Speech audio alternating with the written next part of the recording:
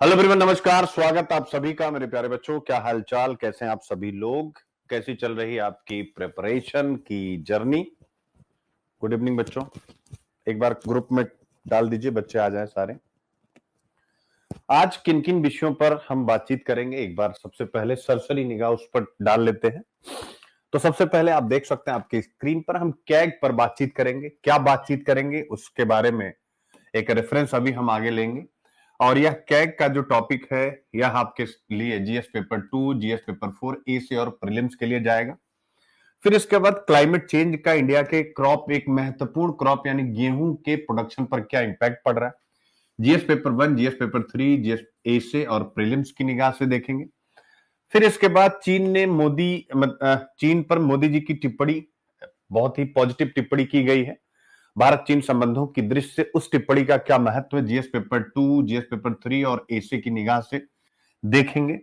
इसके बाद अगला टॉपिक यूएनआरडब्ल्यूए के बारे में है, इसको हम देखेंगे प्रीलिम्स के लिए। इसके बाद हिंदू का अगला टॉपिक अगर आप देख सकते हैं, ये मतलब बिल्कुल भी अच्छा टॉपिक नहीं है हमारे एग्जाम पॉइंट ऑफ व्यू से, इसलिए नॉट इंपॉर्टेंट लिखा हुआ है। फिर इसके बाद हम लोग आगे बढ़ेंगे और ये सारे यानी आज के काफी टॉपिक थे जो अपने काम के नहीं थे। हिंदू के तालिबान के साथ नई दिल्ली, ये भी आपको अभी पढ़ने की जरूरत नहीं, मैंने पीछे पढ़ा दिया है। जो कंस्ट्रक्शन वर्कर्स हैं, ये भी इशू डायरेक्ट इंपॉर्टेंट नहीं है, अक्सर मैं लेबर रिफॉर्म के संदर्भ में इनका जिक्र कर देता हूं। चुनावी सुधार बहुत बारी मैं करा चुका हूं, यानी इलेक्शन कमीशन ऑफ इंडिया, और उससे जुड़े रिफॉर्म्स आपके सामने आ जाते हैं।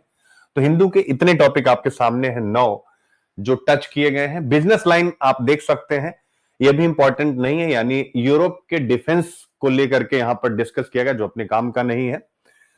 म्यूचुअल फंड इन्वेस्टर्स के ऊपर काफी कुछ चर्चा लगातार चल रही है क्योंकि मार्केट में बड़ी गिरावट है। इस पर भी प्रीलिम्स की निगाह से बहुत विस्तार से करा चुका हूं, इसलिए आज यह महत्वपूर्ण नहीं है। स्टारलिंक, स्वाभाविक रूप से इस पे भी आप पढ़ चुके हैं, यह भी महत्वपूर्ण नहीं है। डाउन टू अर्थ में फिर उसके बाद हम जाकर के प्रीलिम्स के लिए पढ़ेंगे वेस्ट वाटर मैनेजमेंट, इस प्रकार की चीजें। फिर इंडियन एक्सप्रेस की तरफ चलेंगे। एक शोध क्या है, ज्ञान के साथ अजनबी मुलाकात, माइक्रो लाइटनिंग ने कैसे पृथ्वी पर जीवन को जन्म दिया होगा। माइक्रो लाइटनिंग क्या है, प्रीलिम्स के लिए देखेंगे, एसे के लिए देखेंगे, जैसे कि 2019 के एसे मैंने आपके सामने जिक्र किया। फिर केरल में जो सेंटर की ऑफशोर माइनिंग स्कीम है, उसका विरोध क्यों हो रहा है, ये ऑफशोर माइनिंग क्या होती है, प्रीलिम्स के लिए देखेंगे।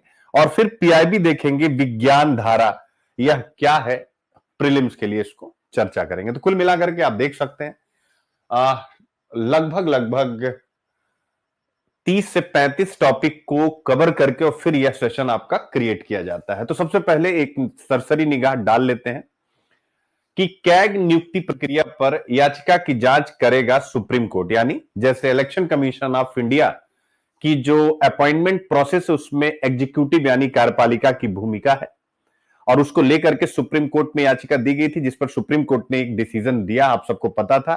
यानी और नियुक्ति की प्रक्रिया में स्वयं को भी शामिल किया था। फिर सरकार ने कानून बनाया और उस नियुक्ति की प्रक्रिया से चीफ जस्टिस ऑफ इंडिया को बाहर कर दिया गया। वह विषय खूब चर्चा में रहा और उसको लेकर के मैंने विस्तार से आप लोगों को पढ़ाया है। सेम वही चीज यहां पर भी डिस्कस की जा रही, लेकिन अब की बार है नियंत्रक एवं महालेखा परीक्षक, आप देख सकते हैं। तो यह विषय भी अत्यंत महत्वपूर्ण बन पड़ता है। देखते हैं क्या न्यूज है। तो न्यूज आपके सामने कि सर्वोच्च न्यायालय ने भारत के नियंत्रक एवं महालेखा परीक्षक की नियुक्ति प्रक्रिया को चुनौती देने वाली याचिका की जांच करने का निर्णय लिया है, जिसमें किसमें यानी उस याचिका में तर्क दिया गया है कि यह पूरी तरह से कार्यपालिका द्वारा नियंत्रित है और इसमें पारदर्शिता और स्वतंत्रता का अभाव है।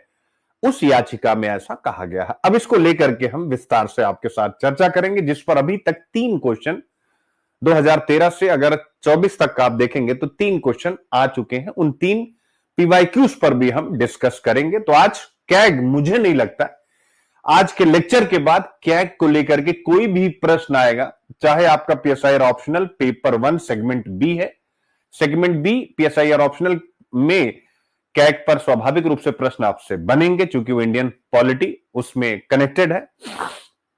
इसके अलावा GS paper two Indian polity में महत्वपूर्ण संवैधानिक संस्थाएं उनको जो लीड कर रहे हैं उस यूनिट से 3 प्रश्न आ चुका है। तीनों पीवाईक्यूज डीप एनालिसिस करूंगा और प्लस एक मॉडल क्वेश्चन दूंगा उन्हीं 3 और इस करंट की न्यूज के आधार पर, और उसका पूरा आंसर भी दूंगा। चीजें आपकी पिक्चर क्लियर, यानी आज के बाद से आपको कैट कुछ पढ़ने की जरूरत नहीं है। ठीक है, अब हम यहां से आगे बढ़ते हैं। अब इसके बाद ठीक है आगे बढ़ें और आगे बढ़ के देखें जलवायु परिवर्तन भारत के गेहूं उत्पादन चक्र को कैसे प्रभावित कर रहा है। क्लाइमेट चेंज का इंडिया के क्रॉपिंग पैटर्न पर इंपैक्ट एक, और उसके साथ साथ जो हमारी महत्वपूर्ण फसलें हैं जो विशेषकर हमारी फूड सिक्योरिटी के साथ भी जुड़ी हुई हैं उन पर ये क्या इंपैक्ट डाल रहा है। देखते हैं क्या कहा गया है। भारत ने 124 वर्षों में सबसे गर्म फरवरी महीना दर्ज किया 2025। मेरे प्यारे बच्चों क्लियर है क्या है? भारत ने 124 वर्षों में सबसे गर्म फरवरी, और आप देख सकते हैं अभी मार्च है लेकिन गर्मी कितनी हो रही है। गर्म लहरें और अत्यधिक तापमान गेहूं की कटाई के मौसम को प्रभावित कर रहा है। मानसून में देरी और फसल चक्र में बदलाव से उत्पादन और सरकारी खरीद पर असर पड़ रहा है। जलवायु स्मार्ट कृषि की आवश्यकता अभी है। कैसे? यानी कि ऐसी फसलें बनाएं जो गर्मी के प्रति प्रतिरोधी हो, बेहतर जल प्रबंधन और स्मार्ट खेती तकनीकों की संदर्भ में आवश्यकता। यानी क्लाइमेट चेंज के कारण से हमारे महत्वपूर्ण खाद्य फसल गेहूं पर क्या इंपैक्ट पड़ रहा है और किस प्रकार से क्लाइमेट स्मार्ट एग्रीकल्चर करके हम गेहूं को इस परिवर्तित होते मौसम से संरक्षित करके भारत की खाद्य सुरक्षा को हम सुनिश्चित कर सकते हैं, और ना केवल भारत के संपूर्ण विश्व की सस्टेनेबल डेवलपमेंट गोल नंबर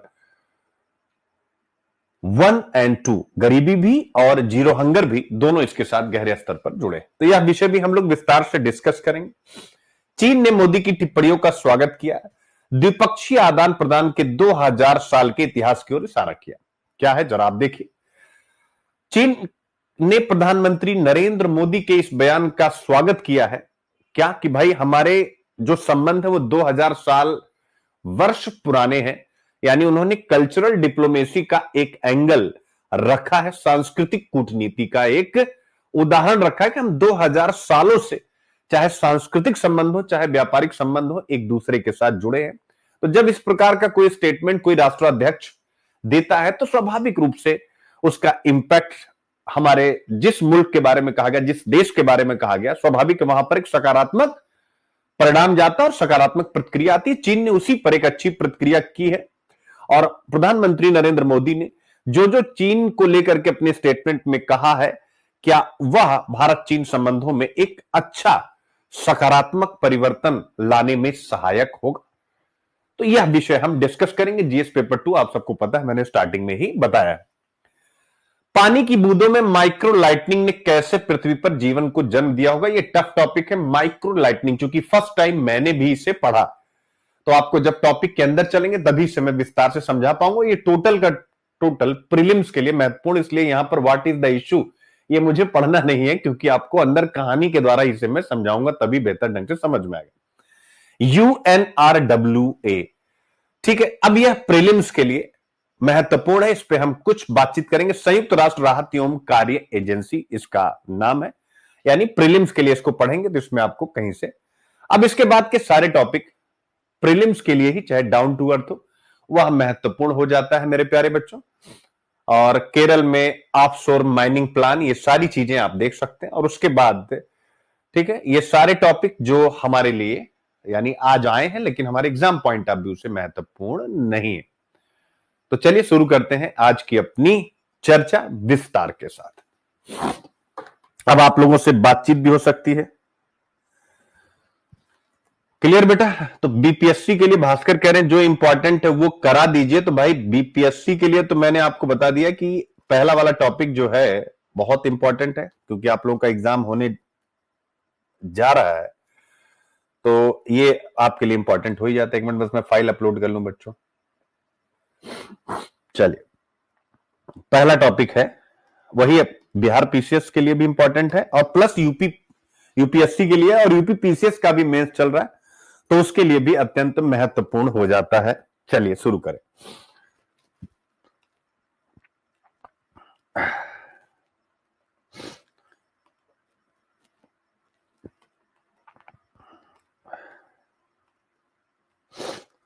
अच्छा, पहले कैग कर लेंगे, तब आज का जो एनवायरमेंट का ऑर्गेनाइजेशन है जो मैं आप लोगों को दे रहा हूं, डे 4 आपके सामने है। United Nations Environment Programme UNEP के बारे में आज सारी जानकारी आपको दी गई है, डे 4।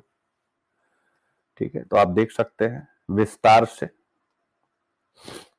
ठीक है, यूएनईपी के बारे में सारी जानकारी जिसको आप पढ़ते चलेंगे, यानी इन्वायरमेंट के जितने भी ऑर्गेनाइजेशन है सबको विस्तार से यहां मैं करा दे रहा हूं, जिससे कि कोई भी आपको इश्यू ना हो इसको करने में या समझने में। ठीक है, लेकिन पहले कैग वाला टॉपिक डिस्कस कर लेते हैं, फिर इसके ऊपर आऊंगा क्योंकि हल्का सा मैं जिक्र कर चुका हूं। चलिए, कैग नियुक्ति प्रक्रिया पर याचिका की जांच करेगा सुप्रीम कोर्ट। क्या हम कैग को लोकतंत्र का अदृश्य प्रहरी कह सकते हैं? एक बार आप लोग कमेंट करेंगे, क्या हम कैग को, तब मैं स्टार्ट करूंगा इसको, कैग को लोकतंत्र का, डेमोक्रेसी का अदृश्य प्रहरी कह सकते हैं? अदृश्य प्रहरी कह सकते हैं? एक बार मुझे बताएं, कह सकते हैं? जी हां। अब हम विषय में प्रवेश करें। क्या होगा? आपने कहा यह अदृश्य प्रहरी है मेरे प्यारे बच्चों, और अब आपसे कुछ प्रश्न मैं पूछना चाहूंगा, जैसा आप सब कमेंट लिख रहे हैं। ठीक है, कैग लोकतंत्र का अदृश्य प्रहरी है, आप सब कह रहे हैं। अब मैं कुछ बातें आपके सामने रखना चाहता हूं जिससे आप इस टॉपिक को बहुत बेहतर ढंग से समराइज कर सके। क्या होगा अगर एक राजा खुद अपनी तिजोरी का हिसाब रखे? बोलते चलिएगा, आप अपने अपने घरों में जहां भी हैं बोलते चलिएगा। ऑफलाइन से बेहतर क्लास यहां पर आपको मैं ऑनलाइन दूंगा, बस आप अपने अपने घरों में एज अ बच्चा बोलते चलिए। क्या होगा अगर एक राजा खुद अपनी तिजोरी का हिसाब रखे? क्या कोई ऐसा प्रहरी हो सकता है जो राजा को बताए कि जनता का धन सही जगह खर्च हो रहा है या नहीं? दोनों चीजें सोचिए मेरे प्यारे बच्चों। आपका उत्तर आएगा कि अगर एक राजा खुद अपनी तिजोरी का हिसाब रखता है तो वह गड़बड़ कर सकता है, या अगर गड़बड़ नहीं भी कर सकता तो लोगों को पता नहीं, ट्रांसपेरेंसी नहीं है, पारदर्शिता नहीं। लोकतंत्र जनता के लिए, जनता द्वारा जनता का शासन, इसलिए पारदर्शिता इसका सबसे महत्वपूर्ण मूल्य है कि जनता और शासन के बीच में कुछ भी छुपा हुआ ना हो। और इसी को गुड गवर्नेंस भी कहते हैं। गुड गवर्नेंस के ढेर सारे एलिमेंट्स में एक एलिमेंट होता है सिविल सोसाइटी और सरकार के बीच में सहयोग। तो ऐसे में क्या कोई ऐसा प्रहरी हो सकता है जो राजा को बताए कि जनता का धन सही जगह खर्च हो रहा है या नहीं? यही भूमिका निभाता है कैग, यानी controller and Auditor general of India, जिससे भारतीय संविधान के तहत, इंडियन कॉन्स्टिट्यूशन के तहत सरकारी खर्चों का पहरेदार बनाया गया। कल्पना कीजिए आप कि आपके दोस्त ने आपसे 500 रुपया उधार लिया और वादा किया कि वह इसे जरूरी चीजों पर खर्च करेगा, लेकिन कुछ दिन बाद आपको पता चलता है कि उसने इस पैसे से पिज्जा पार्टी कर ली। क्या कर ली? पिज्जा पार्टी कर ली। अब आप बताइए आपको कितना गुस्सा आएगा? कमेंट में लिखिए वो इमोजी बना करके ना, गरम खोपड़ी वाली इमोजी। कितना गुस्सा आएगा? गुस्सा आएगा या नहीं? स्वयं सोचिए। अब इसी उदाहरण को देश के स्तर पर सोचिए। हम कर यानी टैक्स देते हैं, कौन? जनता, ताकि गवर्नमेंट, हमारी सरकार एम्प्लॉयमेंट पर, रोजगार पर, स्वास्थ्य पर, हेल्थ पर, एजुकेशन पर, इंफ्रास्ट्रक्चर पर खर्च करे। लेकिन क्या होगा अगर सरकार इस पैसे का गलत इस्तेमाल करे? यहीं पर कैग की भूमिका आती है। संविधान के द्वारा एक निष्पक्ष और स्वतंत्र प्रहरी जो सरकार के खर्चों की जांच पड़ताल करता है और जनता को सच्चाई बताता है। अब मैं आपसे पूछना चाहता हूं कि क्या आप कैग की भूमिका समझ गए? और अगर समझ गए तो यही कैग की भूमिका है। अब इस आर्टिकल की तरफ आएंगे मेरे प्यारे बच्चों, और इस आर्टिकल में जो कहा गया है उसकी तरफ हम यात्रा करेंगे। और वो यात्रा यही है कि क्या भाई जो कैग इतना महत्वपूर्ण काम करता है, क्या वो कैग स्वतंत्र है? यानी क्या वो कैग ट्रांसपेरेंट, यानी क्या वो कैग स्वतंत्र है? अब इसी विषय पर हम विचार करेंगे कि भाई क्या ये वाकई स्वतंत्र है कैग?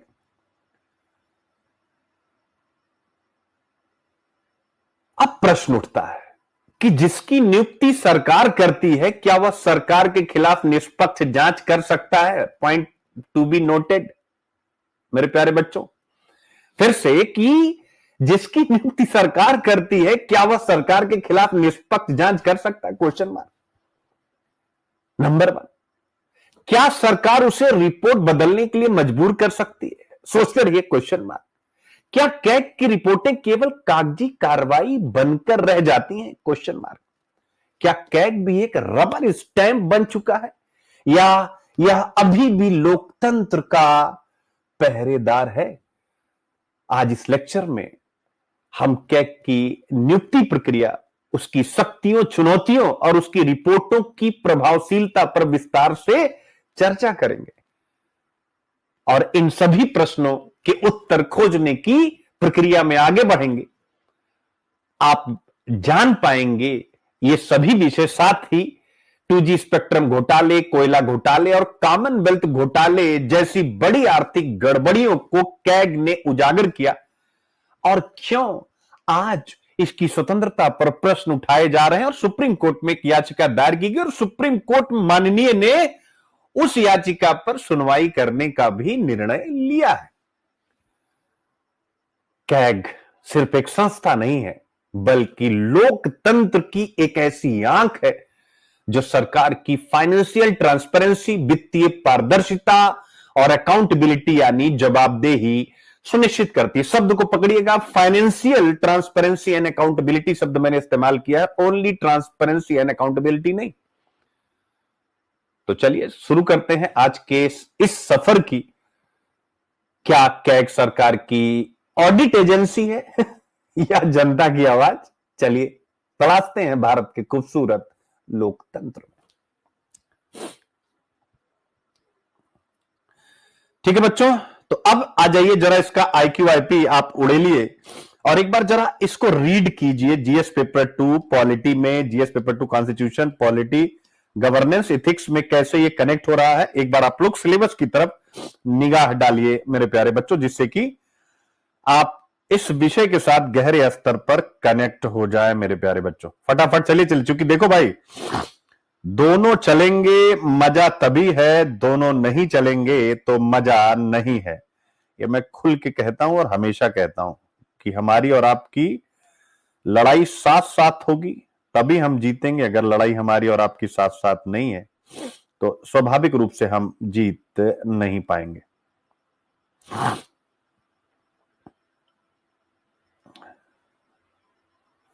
प्रियंका कह रही कि सर बाबा साहब ने इसे अत्यंत महत्वपूर्ण निकाय कहा था। ठीक है, बहुत अच्छी बात है।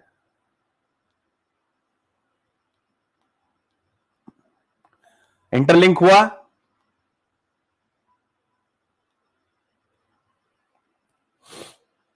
और मुझे लगता है कि एक बार बताएं,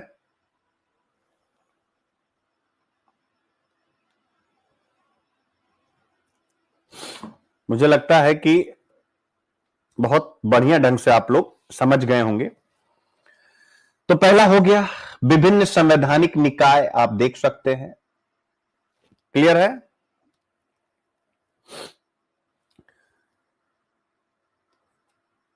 तो हो गया भारतीय संविधान की महत्वपूर्ण विशेषताएं। तो भाई फाइनेंशियल ट्रांसपेरेंसी एंड अकाउंटेबिलिटी के लिए हमने कैग बनाया, इसलिए इसमें भी रख दिया है।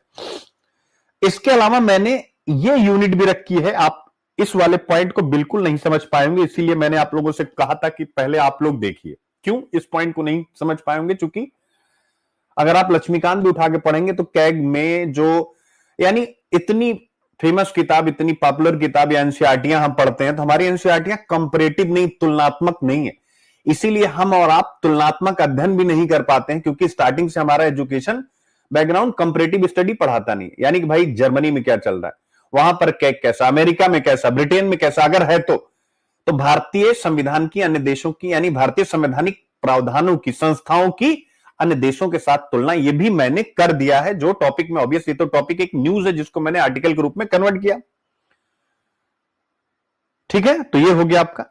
और फिर गवर्नेंस, स्वाभाविक है गवर्नेंस के स्तर पर कैग की स्वतंत्रता बहुत महत्वपूर्ण है, इसलिए मैंने गवर्नेंस लगाया। और जीएस पेपर फॉर एथिक्स इसलिए लगाया मेरे प्यारे बच्चों कि स्वाभाविक है सरकारी संस्थाओं में अगर ट्रांसपेरेंसी और अकाउंटेबिलिटी का मुद्दा आएगा तो कहीं न कहीं प्रोबेबिलिटी इन गवर्नेंस की दृष्टि से, शासन व्यवस्था में ईमानदारी की दृष्टि से एक चुनौती का विषय है।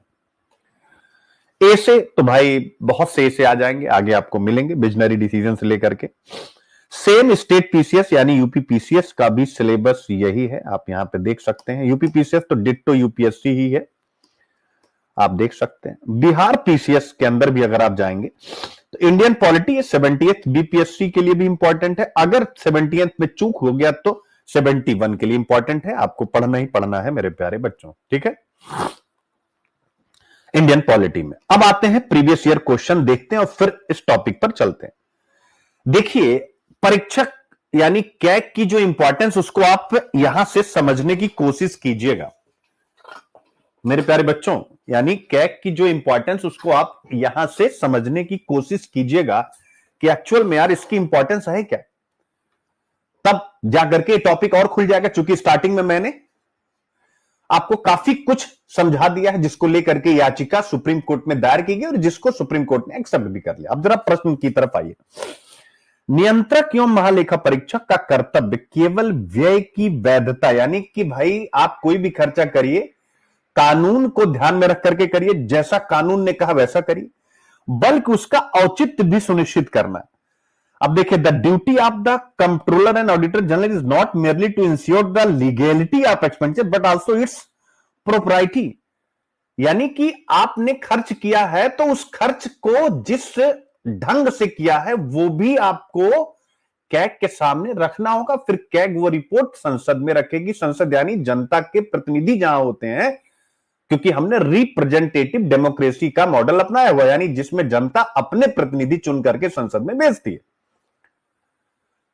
तो मेरे प्यारे बच्चों अब आप मुझे बताइए क्या एडिटोरियल इसके साथ कनेक्ट हो रहा है कि नहीं हो रहा है, कि भाई एक याचिका गई सुप्रीम कोर्ट में, कहा गया कि इनमें ट्रांसपेरेंसी और इंडिपेंडेंस का संकट दिखाई दे रहा है, चूंकि इनकी नियुक्ति एग्जीक्यूटिव करती है, सरकार करती है, यानी कैग को जो नियुक्त करते हैं उसमें विपक्ष की कोई भूमिका नहीं, सुप्रीम कोर्ट की कोई भूमिका नहीं है या किसी भी अन्य संस्था की कोई भूमिका नहीं, ये तो सरकार के आदमी हो गए। तो अगर सरकार के आदमी हो गए तो भाई व्यय की वैधता कैसे सुनिश्चित, वो तो सरकार के पक्ष में डिसीजन लेंगे। तो सबसे पहले इस प्रश्न को समझाता हूं, यहां तक आई होप आप समझ गए।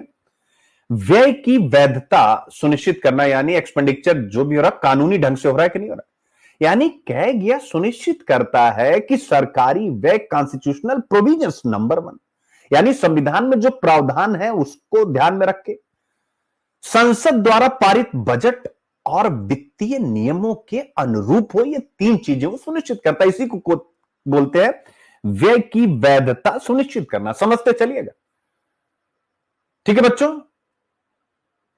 या यानी कैग आर्टिकल 149 संविधान के तहत गवर्नमेंट की और फिर जो सरकारी कंपनियां होती जिसे हम पब्लिक सेक्टर यूनिट्स कहते हैं और जितने भी ऑटोनॉमस बॉडीज हैं भारत सरकार के साथ जुड़ी हुई, उनके भी खातों की ये ऑडिट करता है कि भैया तुमने कहां कितना किस मात्रा में कानून के अनुरूप खर्च किया है या नहीं किया। तो पहला पार्ट एक बार सब बच्चे बताएं, लीगैलिटी को सुनिश्चित करना, ये पॉइंट सब बच्चे क्लियर हो गया, फटाफट बताएं। अब दूसरा कह रहा है वैध, ठीक है, औचित्य भी, ठीक है ना, औचित्य भी सिद्ध करना, पहला पॉइंट क्लियर। अब औचित्य का मतलब क्या, यानी मेरे बच्चों केवल ये तो हम नहीं कह सकते ना भाई हां कानूनी ढंग से ठीक मतलब हो रहा है तो ठीक है, यानी यहां कहना मेरा है कि केवल वैधता जांचना पर्याप्त नहीं है मेरे प्यारे बच्चों। कैग यह भी देखता है कि क्या खर्च किया गया, जो भी मान लीजिए इस बोर्ड को बनाने में जो पैसा खर्च किया गया, यह आवश्यक था बोर्ड बनाना? यह न्याय संगत था? और क्या पैसा इसको बनाने में इस बोर्ड को कुशलता से इस्तेमाल हुआ? तीन चीजों में देखता। उदाहरण के लिए आपको याद होगा, मैंने स्टार्टिंग में 2G स्पेक्ट्रम घोटाला, ठीक है, रूपी 1.76 लाख करोड़ का कोल आवंटन घोटाला, रूपी 1.86 लाख करोड़ में कैग ने ही सरकार के अनुचित निर्णयों को उजागर किया। यही औचित्य का रेफरेंस है। महाराष्ट्र में हाल ही में कैग रिपोर्ट पर सरकार द्वारा पॉज यानी लगा दी गई, भाई अभी थोड़ा सा रुके रहिए। यानी महाराष्ट्र में भी सरकारी खर्च पर कैग ने कुछ प्रश्न उठाया, लेकिन सरकार ने भी उसको पॉज की स्थिति में डाल दिया कि बाद में इसको देखा जाएगा। यह फैसला दिखाता है कि कैग की रिपोर्ट का प्रशासनिक प्रभाव होता है। तो मेरे प्यारे बच्चों, साफ है कि कैग केवल एक अकाउंटिंग बॉडी नहीं है, केवल वह अकाउंटेंसी नहीं करती, बल्कि डेमोक्रेटिक ट्रांसपेरेंसी और अकाउंटेबिलिटी का भी मजबूत स्तंभ है। यानी लोकतांत्रिक पारदर्शिता और जवाबदेहिता का मजबूत स्तंभ है। इसलिए इसे दोनों यानी व्यय कानूनी ढंग से किया जा रहा है, यानी व्यय की वैधता और औचित्य दोनों की निगरानी करनी चाहिए, ताकि सरकार सार्वजनिक धर्म का दुरुपयोग ना कर सके। और जब उसकी जिम्मेदारी इतनी बड़ी है, अगर इस जिम्मेदारी को उठाने वाले लोग एग्जीक्यूटिव के द्वारा ही यानी सरकार के द्वारा, जैसे आप सबको हमेशा पढ़ाता हूं, विधायिका, कार्यपालिका, न्यायपालिका, तीन है, तो अगर एग्जीक्यूटिव ही संविधान के इतने बड़े पद की नियुक्ति में महत्वपूर्ण भूमिका निभाएगा, तो जिस व्यक्ति का चयन किया जाएगा, क्या वो सरकार के पक्ष में खड़ा दिखेगा कि नहीं, इनडायरेक्ट या डायरेक्ट, स्वयं आपको विचार करना है। मजा आ गया? अब आते हैं 2018 का प्रश्न। The CAG has a very vital role to play, यानी नियंत्रक एवं महालेखा परीक्षक की भूमिका बहुत महत्वपूर्ण है। तो अब आपको बताने की जरूरत नहीं, यानी क्या भूमिका बहुत महत्वपूर्ण है। इस प्रश्न की ऊपर वाली लाइन हम भूमिका के रूप में लिख सकते हैं कि नहीं? ध्यान से सीखिए और सब लोग कमेंट करेंगे इस बात पे कि क्या हम इस 2000 IQIP की ताकत देखिए, IQIP की, कि क्या हम भूमिका बहुत महत्वपूर्ण है, तो क्या हम ऊपर वाली लिख सकते हैं कि हां, कैग की भूमिका बहुत महत्वपूर्ण है, क्योंकि कैग का कर्तव्य व्यय की वैधता सुनिश्चित करना है, साथ ही उसके औचित्य को भी सुनिश्चित करना है। आप देख सकते हैं मेरे प्यारे में। तो ये आपकी ताकत IQIP से आपको सीखनी है, तभी सीख पाएंगे जब PYQs पर आप पागल होंगे, जैसा मैं हूं वैसे मेरे बच्चों को होना। और इसी से आपको लग जाएगा कि अगर प्री निकला 2025 में, तो मुख्य परीक्षा कैसे ताबड़तोड़ निकाल ले जाएंगे। और मैंने पहले ही कहा कि इस बार बाहरी बच्चों, ऑब्वियस है, बच्चा तो सब बच्चा, लेकिन इस बार का मेरा जो टारगेट है कि भैया 10 बच्चे हों, और 10 बच्चे ही, ईश्वर करें 500 हो जाए, मैं नहीं कह रहा हूं, लेकिन 10 पर ही फोकस क्यों होगा? क्योंकि सबकी कॉपियां चेक कर पाऊंगा ना यार। पता चला हमने 50 लिया, कॉपी नहीं चेक कर पा रहे। और ये सब बच्चों को इसको पॉजिटिव सोचना होगा कि ऐसे ही टीचर्स की अब जरूरत है जो एकदम हड़बड़ा करके, क्योंकि फिर जस्टिस नहीं पाता। मैं समझ पाता हूं इस चीज को, तो इसलिए प्रीलिम्स एकदम से निकालिए। अब आइए देख सकते हैं, समझाइए कि यह उसकी नियुक्ति की विधि और शर्तों द्वारा उसके प्रयोग की जाने वाली शक्तियों में किस प्रकार, यानी कि जो संविधान में उसकी नियुक्ति की विधि है, जो उसके पद के साथ शर्तें जुड़ी हुई हैं, ये सब कैसे उसके पद को इंडिपेंडेंट बनाते हैं। बड़ा महत्वपूर्ण पॉइंट है जो इस टॉपिक से जुड़ रहा है। भाई वो याचिकाकर्ता कह रहा है कि ट्रांसपेरेंसी खतरे में, इंडिपेंडेंस खतरे में, लेकिन दूसरा प्रश्न ये कह रहा है कि भैया चिंता ना करो, कैग की नियुक्ति की जो प्रक्रिया है, जो उसके पद के साथ शर्तें जुड़ी हैं और जो उसको शक्तियां मिली हुई हैं, वह उसकी महत्वपूर्ण भूमिका को सुनिश्चित करते हैं जो संविधान ने उसे दी है। इसलिए हम वर्तमान प्रक्रिया पर प्रश्न नहीं उठा सकते। कहिए मजा आया? मजा आया कि नहीं? यानी कैग की भूमिका केवल सरकारी खातों के ऑडिट तक सीमित नहीं है, आप सबको अच्छे से पता है। तो इस प्रश्न में जो पूछा गया, कैग की भूमिका को प्रभावित करने वाले कारक और उन्हीं कारकों में से एक विषय पर आज सोचिए आप। इस प्रश्न में जो एक पॉइंट आपको लिखना, उसी पॉइंट पर आज का यह टॉपिक है। तो कैग की भूमिका कैसे प्रभावित होगी, इसमें यही पूछ रहे हैं। उसकी नियुक्ति की विधि और शर्त को, ठीक है ना। तो नियुक्ति की प्रक्रिया आपको अच्छे से पता, अनुच्छेद 148 इसके बारे में बात करता है। कैग की नियुक्ति राष्ट्रपति द्वारा सरकार की सलाह पर की जाती है, और राष्ट्रपति द्वारा सरकार की सलाह पर की जाती है, यही यहां पर प्रश्न में डाला गया।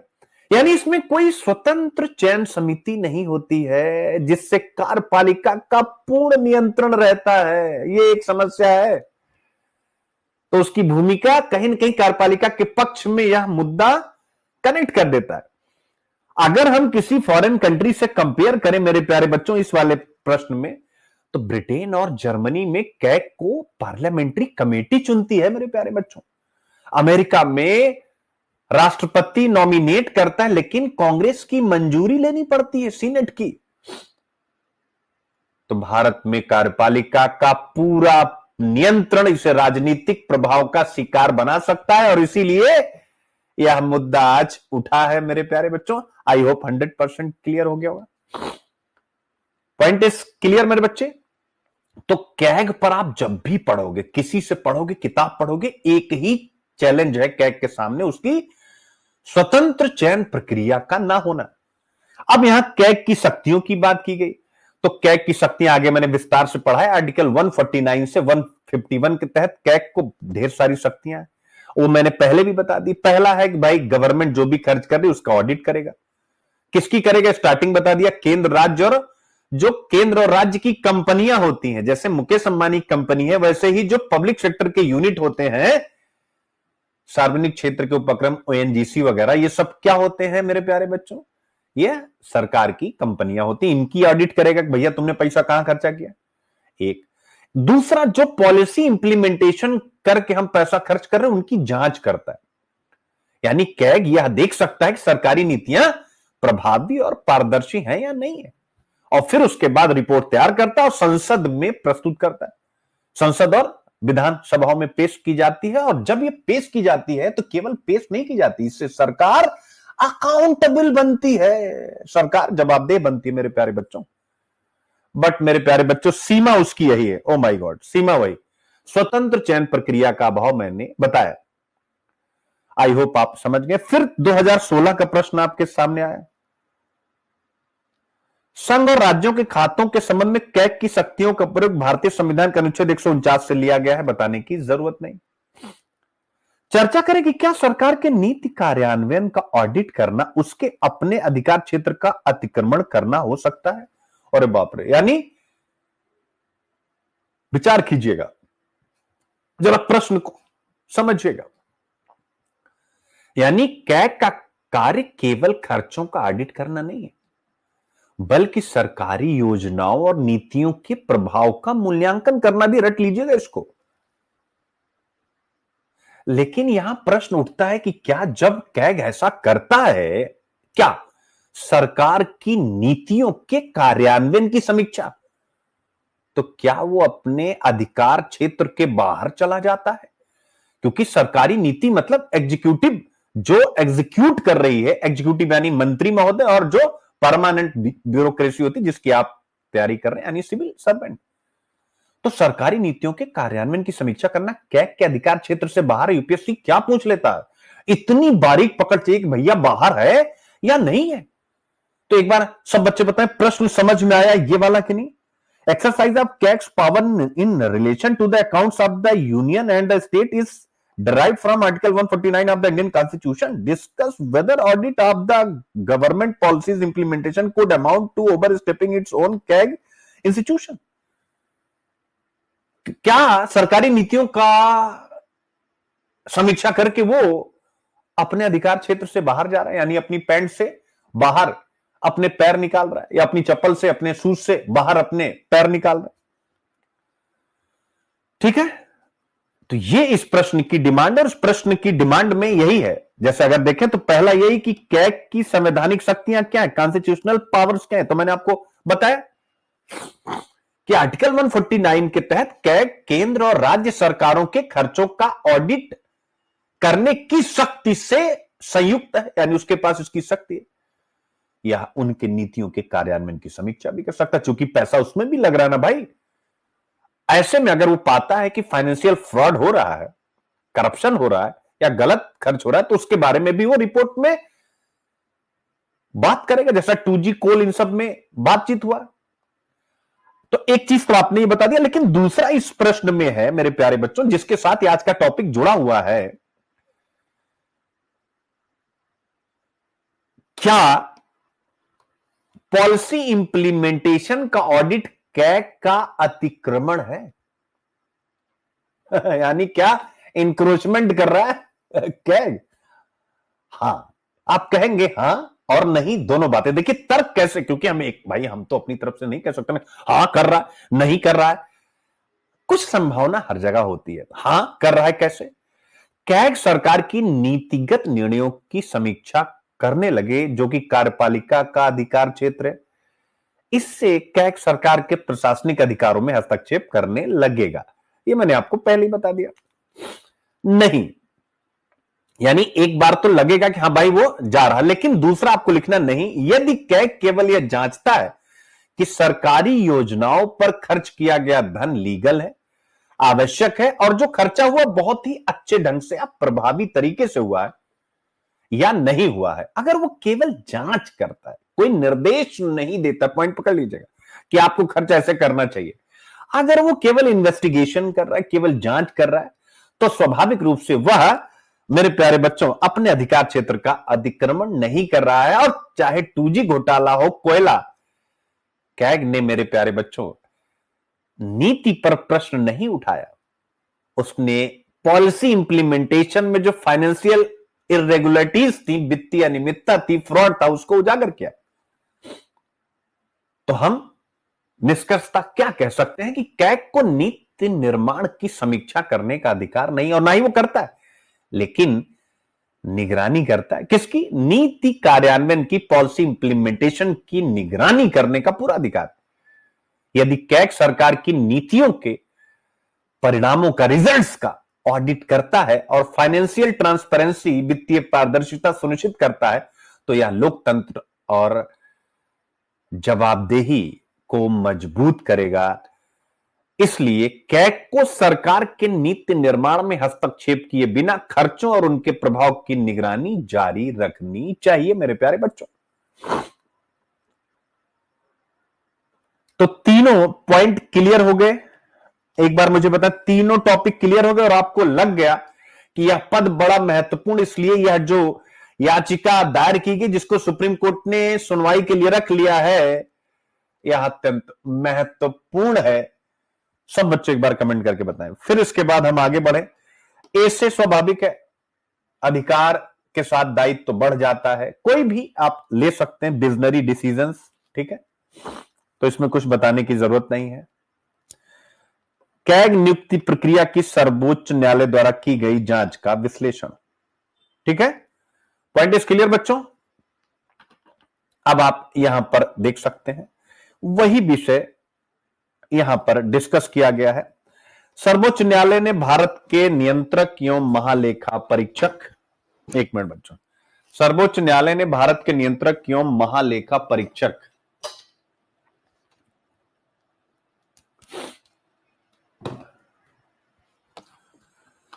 की नियुक्ति की प्रक्रिया को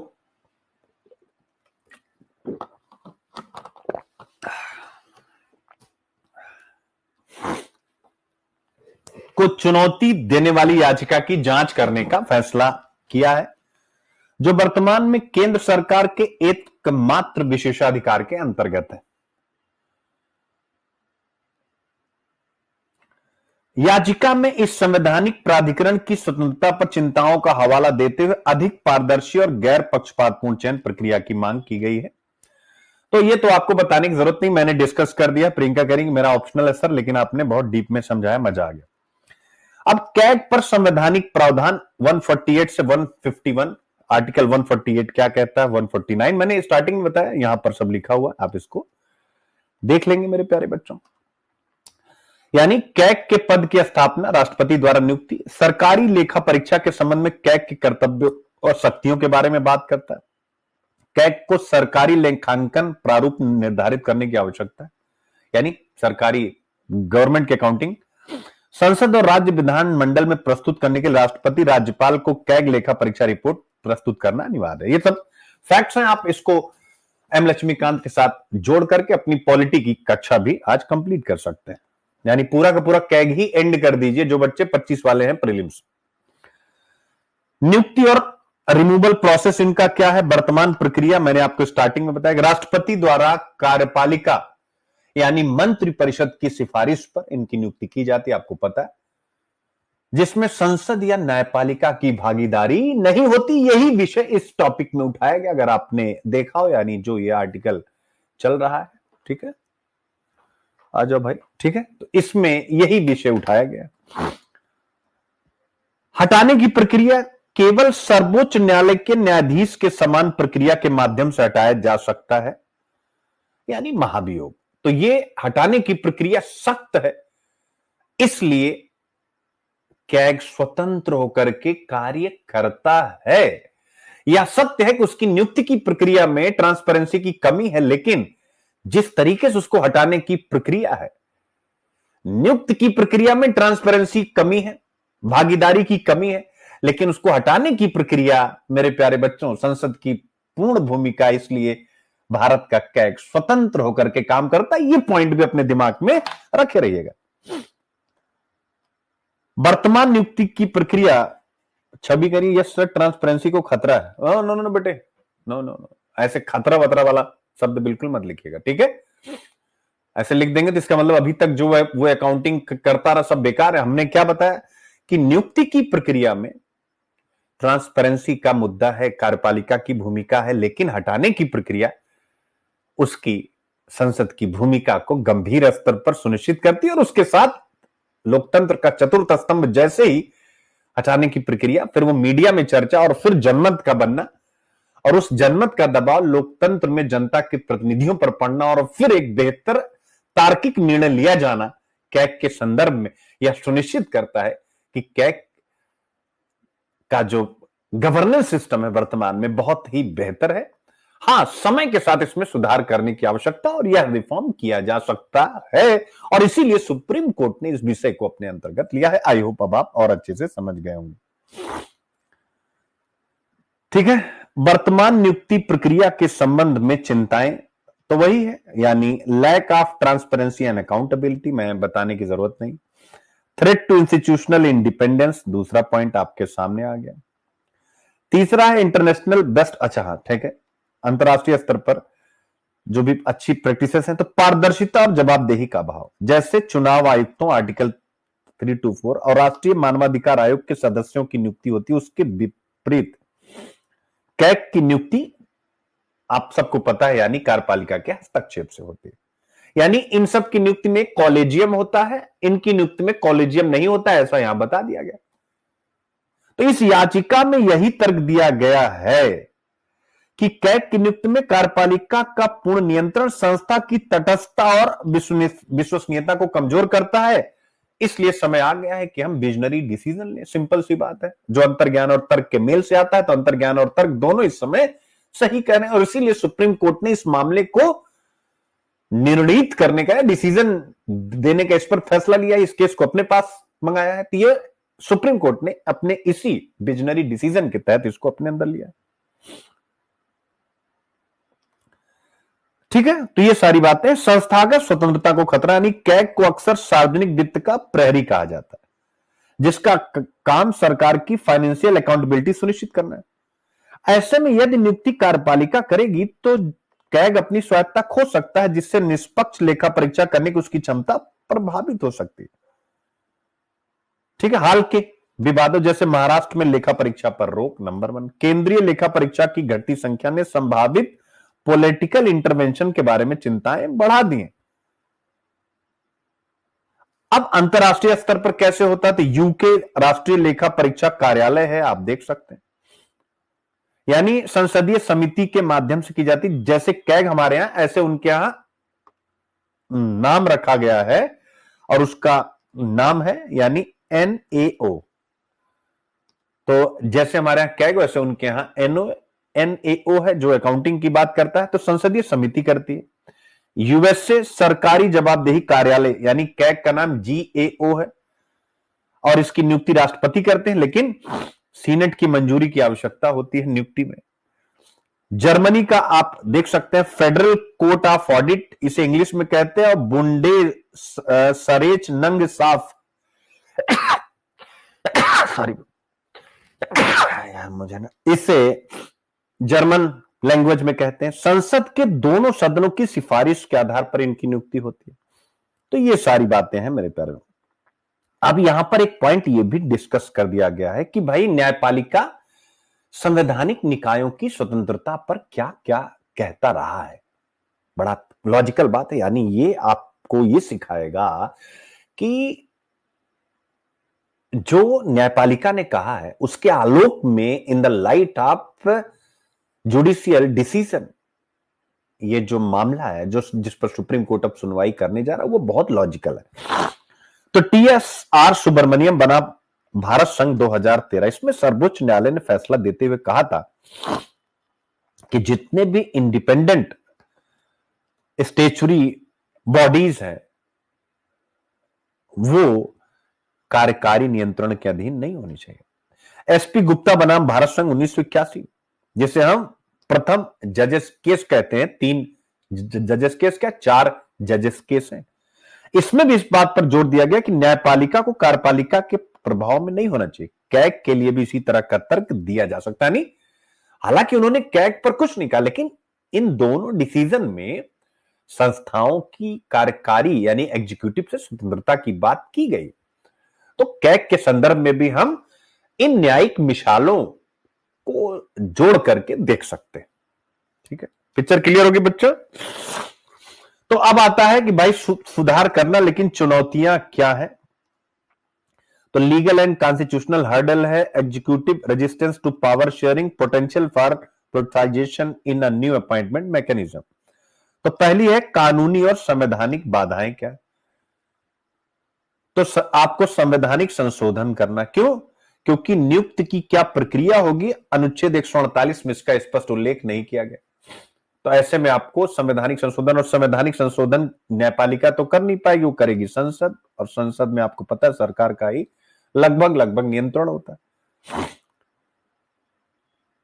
और संवैधानिक संशोधन में पॉलिटिकल गतिरोध हो जाएगा, तो इसलिए ये चुनौती है। दूसरा, भाई कोई भी कार्यपालिका ये नहीं चाहेगी कि हम अपनी सत्ता साझा करें, तो ये भी हो सकता है यहां पर कहा गया, यानी कार्यपालिका नियुक्तियों पर, अपॉइंटमेंट पर अपने नियंत्रण को कम करने के प्रति अनिच्छुक हो सकती, क्योंकि वह कैग को एक स्वतंत्र निगरानी संस्था के बजाय शासन के एक साधन के रूप में देख सकती। आप देख सकते हैं न्यायिक नियुक्तियों और चुनाव आयोग सुधारों में इसी तरह का प्रतिरोध देखा गया। अब तीसरा आता है नई नियुक्ति प्रणाली होगी, उसका राजनीतिकरण भी हो सकता है। यानी यदि कॉलेजियम प्रणाली जिसमें विपक्षी नेता या न्यायपालिका शामिल हो, वह पद्धति हम लागू करते हैं, तो इससे नियुक्तियों में तटस्थता सुनिश्चित होने के बजाय पॉलिटिकल गैम्बलिंग या हम कहें राजनीतिक सौदेबाजी बढ़ सकती। तो ऑब्वियस हर एक चीज में आपको लिखना पड़ता है, चैलेंजेस क्या है वो भी आपने बता दिया। अब इसके बाद आता है आगे की राह, अधिक पारदर्शी और जवाबदेही नियुक्त प्रक्रिया हम बनाएं, हम एक कॉलेजियम मॉडल अपनाएं, पार्लियामेंट्री स्क्रूटनी करें, ठीक है ना, फिक्स्ड टेन्योर करें, उनके परफॉर्मेंस का रिव्यू करें, कैग के पावर और भूमिका को और सशक्त करें, ये सारी बातें। इसके अलावा हम ग्लोबल बेस्ट प्रैक्टिसेस से सीखें, जैसा कि ब्रिटेन और इन सब का एग्जाम्पल दिया गया। तो हम कॉलेजियम मॉडल अपनाएं, यानी हम एक चयन समिति बनाएं जिसमें प्रधानमंत्री कार्यपालिका को रिप्रेजेंट करें, जिसमें विपक्ष का नेता शामिल हो, जिससे कि 2 दल स्वाभाविक रूप से महत्वपूर्ण, विपक्ष का नेता भी आ गया और फिर सत्ता पक्ष भी आ गया, भारत के मुख्य न्यायाधीश जिससे इसमें कानूनी निष्पक्षता सुनिश्चित रहे, किसी राज्य के नियंत्रक, महालेखा परीक्षक या प्रतिष्ठित लेखा परीक्षक, और 5वां नागरिक समाज या शिक्षा जगत का कोई सदस्य जैसे मैं कार्यकारी नियंत्रण और संस्थागत स्वतंत्रता के बीच संतुलन सुनिश्चित करेगी। यानी एक कॉलेजियम मॉडल मैंने आपको बता दिया, लेकिन यहां पर एक बड़ा मजाकिया विषय आपके सामने रखना चाह रहा हूं। क्या सुप्रीम कोर्ट, ध्यान से समझिएगा, बहुत मजबूत ढंग से इस मामले की सुनवाई कर पाएगा? एक बार जरा कमेंट करिए, देखूं कौन बच्चा मेरा इशारा, मेरा संकेत समझ रहा है। एक बार बताओ भाई। मैं रुका रहूंगा, पहले आप लोगों से यह सुनूंगा, जानूंगा, उसके बाद आगे बढ़ूंगा। बताइए भाई, मेरा इंडिकेशन, मेरा संकेत किस तरफ है कि क्या सुप्रीम कोर्ट सुनवाई करते समय बड़ा ताकतवर होकर के बात कह पाएगा? प्रिंस कह रहे नहीं सर, प्रियंका करी सर मुझे नहीं लग रहा है। हाँ, लेकिन आप लोगों ने रीजन नहीं दिया। गुड्डू कुमार ने रीजन भी दे दिया।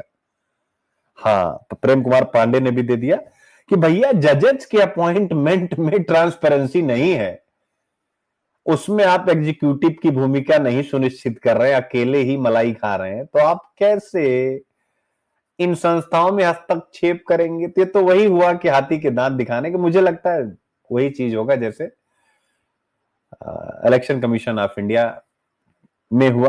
तो ये एक बहुत बड़ा इश्यू है, ठीक है, जिसको हमें सोचना चाहिए। आप सब, बहुत अच्छी बात आप सब पकड़ ले रहे हैं।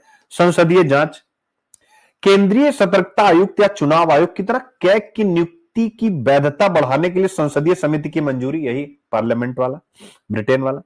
निश्चित कार्यकाल यानी 6 वर्ष या 65 वर्ष की आयु तक तो निश्चित है, फिर भी कार्य निष्पादन के आकलन के लिए, यानी इनका मूल्यांकन किया जाए कि इन्होंने काम किया, उसके लिए एक इंडिपेंडेंट बॉडी बनाई जाए, ठीक है, और इनकी शक्तियों और भूमिका को थोड़ा और मजबूत किया जाए, ठीक है।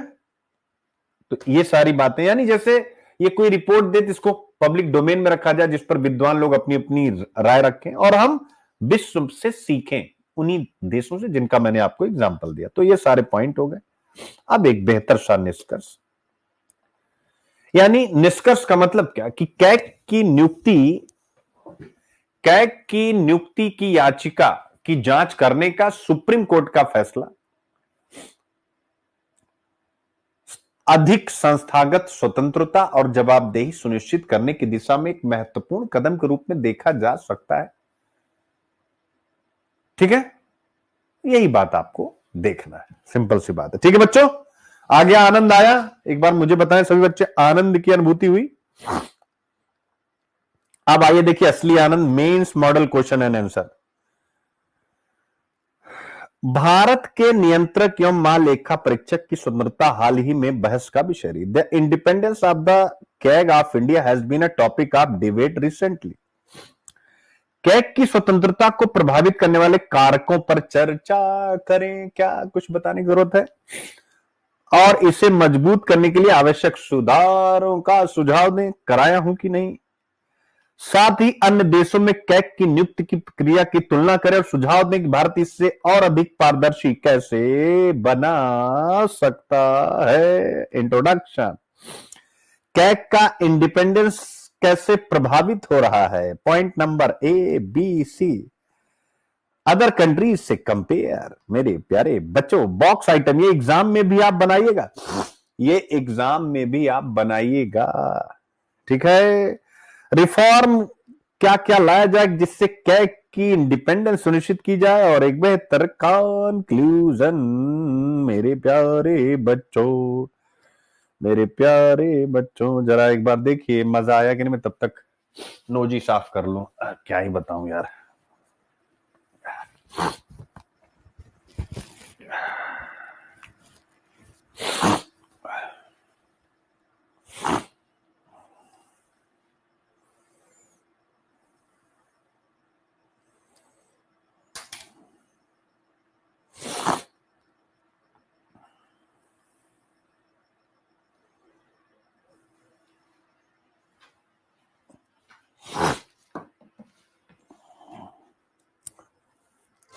ठीक है, ये टॉपिक एकदम से समझ में आ गया हर एक बच्चे को। चलिए अब अगले टॉपिक पे चलते हैं, इसमें कुछ मुझे बताने की जरूरत नहीं। अब आते हैं प्रीलिम्स के क्वेश्चन की तरफ। मेरे प्यारे बच्चों, भारत में यह सुनिश्चित करने के अलावा कि सार्वजनिक धन का कुशलता पूर्वक और इच्छित उद्देश्य के लिए उपयोग किया जाता है, कैग के कार्यालय का क्या महत्व है? जरा प्रश्न को पढ़िए आप। 2012 में यूपीएससी। अब इस टाइप के प्रश्न को हल करने के लिए क्या आपको इस डीप एनालिसिस की जरूरत थी कि नहीं? एक बार इंग्लिश वाले बच्चे देखें, फिर हिंदी वाले इस प्रश्न को देखें।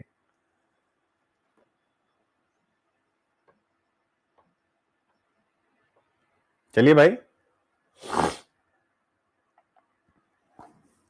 मजा आया? तो ये हो गया, इसकी खूब अच्छे से प्रैक्टिस कर लीजिएगा, मजा आ जाएगा, ठीक है। और उसी पैटर्न पर फिर देखिए प्रश्न रेडी हो गए जिनकी आप स्वयं प्रैक्टिस करेंगे। मैं कराऊंगा तो केवल समय जाएगा और आप करेंगे तो, क्योंकि मेरा मतलब एक्सप्लेनेशन मैंने दे ही दिया है, तो कम समय में आप बेहतर ढंग से।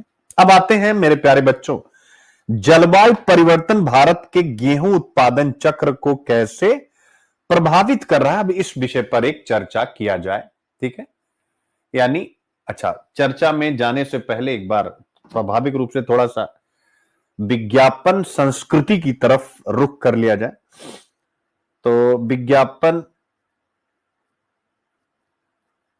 प्रिंस तिवारी कह रहे सर दिल तृप्त हो गया। बस बेटा ऐसे ही दिल तृप्त होता रहेगा, टेंशन नहीं। देखो मैं साफ साफ एक ही बात कहता हूं कि दिल तृप्त ही रहेगा, और उसी तृप्ति का एक बेस अभिव्यक्ति आईएएस यूपी पीसीएस 2025, जिसमें एडमिशन प्रारंभ हो गए हैं। मैंने पहले ही कहा कि प्रीलिम्स की क्लासेस बिल्कुल अलग जाएंगी, यूपीएससी से अलग, और मेंस बिल्कुल अलग हम कराएंगे। मेरी पर्सनल मेंटोरशिप ग्रुप बनना स्टार्ट हो गया है क्योंकि एडमिशन स्टार्ट हुए हैं।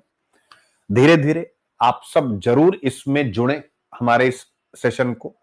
इसके अलावा स्वाभाविक है जो बच्चे एसे की क्लास बिल्कुल अलग लेना चाहते हैं, 71 बीपीएससी के लिए भी, जो जीएस फाउंडेशन कोर्स लेना चाहते हैं, जो ऑप्शनल हिंदी लिटरेचर या हिस्ट्री पढ़ना चाहते हैं, जो PSIR sociology geography anthropology optional की मेंटोरशिप चाहते हैं, जो ऑब्वियस है इंडियन एक्सप्रेस और हिंदू का यह क्लास डिटेल में देखना चाहते हैं, सारे टॉपिक देखना चाहते हैं, तो जरूर वो हमारे साथ जुड़े। अभिव्यक्ति लर्निंग ऐप डाउनलोड करें और ये हमारे फोन नंबर हैं, इन नंबर्स को आप जरूर सेव कर लें जिससे कि आप हमारे साथ कनेक्ट हो सके। चलिए, जलवायु परिवर्तन भारत के गेहूं उत्पादन चक्र को कैसे प्रभावित कर रहा है, यह विषय आपके सामने मैं अब रखने वाला हूं। चलिए शुरू करते हैं।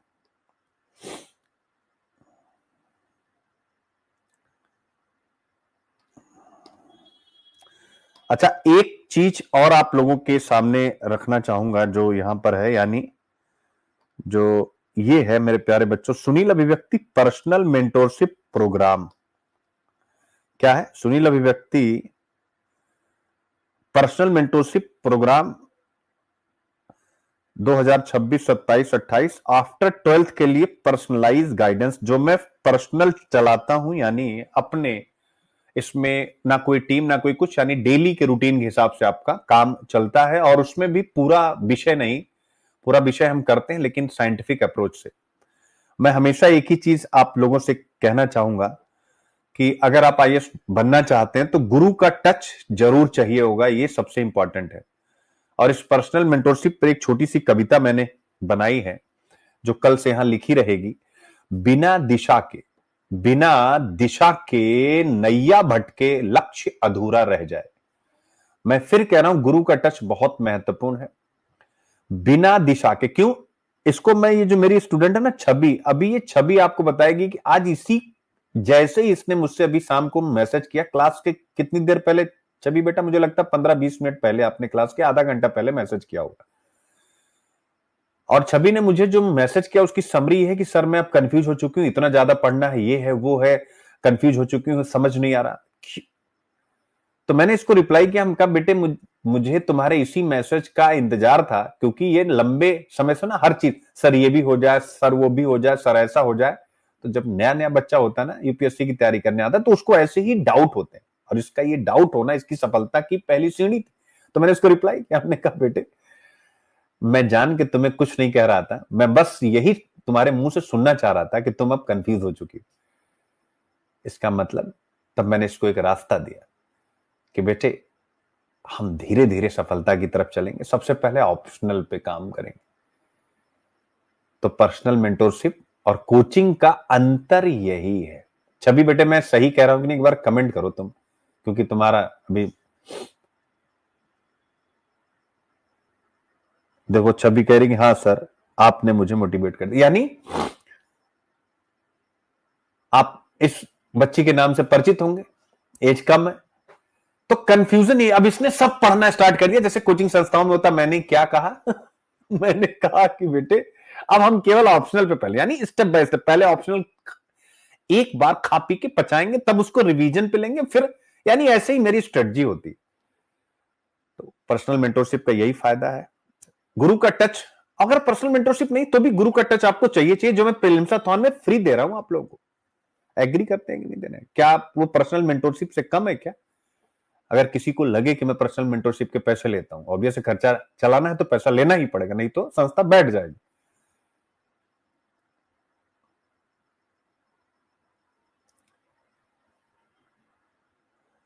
बिना दिशा के नैया भटके लक्ष्य अधूरा रह जाएगा, जो सीख न पाए गुरु से वो बीच भंवर में बह जाएगा। ज्ञान की जोत जलानी होगी, मेहनत की आग लगानी होगी, सपनों को सच करना है तो हर हद तक आजमानी होगी। अकेला चिराग आंधी में टिकता नहीं, ज्ञान के बिना मन कभी फिसलता नहीं। गुरु का संग जो पाले कोई, उसका हौसला फिर बिखरता नहीं। सिर्फ किताबों से कुछ ना होगा, तकनीक बदलनी होगी, सही दिशा में बढ़ने की खातिर गुरु की सीख पकड़नी होगी। आईएएस की राह आसान नहीं, हर मोड़ पर संघर्ष लिखा है। गुरु के संग चलना सीखो, वरना लक्ष्य से विचलन लिखा है, वरना लक्ष्य से विचलन लिखा है। जो सिर झुका ले गुरु चरणों में, वो हिमालय भी पार करेगा। आईएएस बनकर देश हमारे इतिहास में अपना नाम करेगा। तो उठो बढ़ो और संकल्प करो, गुरु के मार्गदर्शन में तप करो। आईएएस की मंजिल तुम्हारी होगी, बस खुद पर और गुरु पर विश्वास करो। तो ये आपको ध्यान से समझना कि, और इसी बात को ध्यान में रखते हुए, क्योंकि बहुत से बच्चे होते हैं जो पर्सनल मेंटोरशिप चाहते हैं, ये मेरे यहां कोई भेदभाव नहीं है, लेकिन बहुत से बच्चे होते हैं जो केवल पर्सनल मेंटोरशिप चाहते हैं। तो आप सबके लिए पर्सनलाइज्ड मेंटोरशिप, यानी सबको एक ही तरीके से मेंटोरशिप नहीं मिलती, सबकी अलग अलग, आपकी स्ट्रेंथ आपकी वीकनेस के हिसाब से आपको मेंटोरशिप मिलती है। ये आपको ध्यान में रखना है, ठीक है। हर एक चीज इसमें प्रीलिम्स मेंस सब कुछ शामिल रहेगा, नए नए फार्मूले शामिल रहेंगे, और ये कांटेक्ट नंबर है, आप सब यहां पर कनेक्ट हो सकते हैं। अब मैं आप लोगों से थोड़ा सा और बातचीत करना चाहूंगा। सुबह का जो हमारा आज का फार्मूला था प्रीलिम्स रिवीजन का, कैसा था एक बार मुझे बताएं। प्रियंका कुमारी, सर जब से आपके टच में आए हैं पढ़ना इजी लगता, बहुत बढ़िया बात। तो चलिए, जलवायु परिवर्तन भारत में गेहूं के उत्पादन को कैसे प्रभावित कर रहा है, ठीक है बच्चा। चलिए शुरू किया जाए।